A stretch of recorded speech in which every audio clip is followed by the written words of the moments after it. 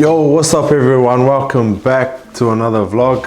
This vlog's going to be a bit different. I'm going to start doing kind of camera tutorials, which I'm going to start calling Churtorials, just for people that were like me, so they can kind of understand camera gear a bit more, because I do get a lot of questions. So I thought I might as well just make a bit of tutorials about gear that I can just send people links, and it's a bit easier for them to just watch that. I thought I'd make it quite basic, especially for people that were like me, just starting out, that need to figure out everything they can about camera gear and videography and photography.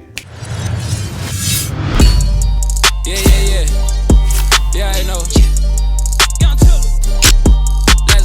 I recently just sold my Canon 6D, which I'm pretty gutted about, to be honest. It was my first professional camera.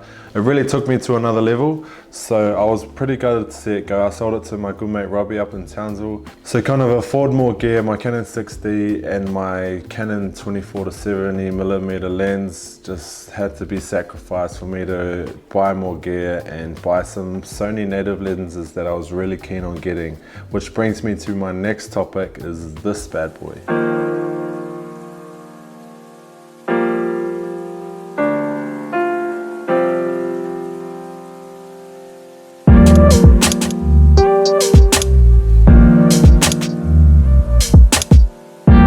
For those of you who don't know camera gear too much, this is the Sony G Master 16-35mm f2.8, and I thought with my first tutorial that I would explain what these little numbers and letters mean on these lenses. The 16-35mm, that's the focal length on the lens, which means the distance between you and the object. The lower the millimeter of the lens, the further away from the object you're going to be, and the higher the number, the further you can zoom in, the tighter you're going to be to that object. If you think about it like this, 16 means if I'm standing away from a wall like that, I can see more on that wall, and the closer I come in is the higher the number will get, which means I can't see as much wall either side. It's tighter and it's more of a close-up shot. f2.8 is the size of the opening inside the lens, which is also called aperture. When you look inside the lens, there's a little circle in there that opens up and closes, and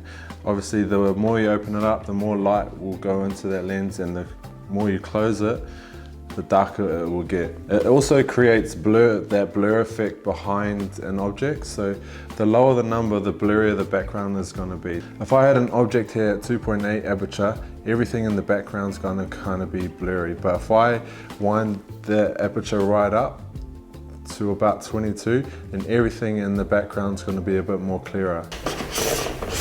This is called a variable ND, and obviously it goes on the end of the lens, and what it does is help you control lighting a bit more. Obviously you can turn it one way to make it lighter, turn it the other way to make it darker, and that just helps you control the light a bit more, so you don't have to change too much in camera settings. You can just twist this around and make the lighting a bit easier to control. But I definitely recommend one of these to chuck on your lens, especially if you're planning on shooting outdoor and everything's quite bright. Forgot to mention these a couple vlogs ago in my gear vlog, so yeah, definitely recommend. So there you have it, there's my new lens. Hopefully you've got a little bit out of what I tried to explain to you guys. Hopefully it's really basic, so a lot of you kind of can understand what I was talking about. If you're past me, then obviously there's a lot of other YouTubers that you can go and follow that give tutorials about stuff which are on your level. But yeah, for the basic beginner, I hope I helped you a bit. I just want to make sure that you guys do your research before you buy any piece of camera gear. This was really expensive, so don't just go out and buy it.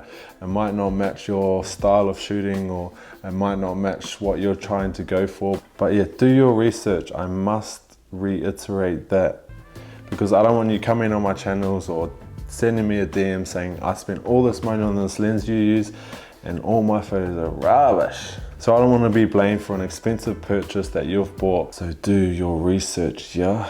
But yeah, that's the first tutorial done. Comment below what you guys want to see in a future tutorial, and I hope you guys got a little bit out of it. But in the meantime, don't forget to follow me on Instagram at jordan.kahu, and as always,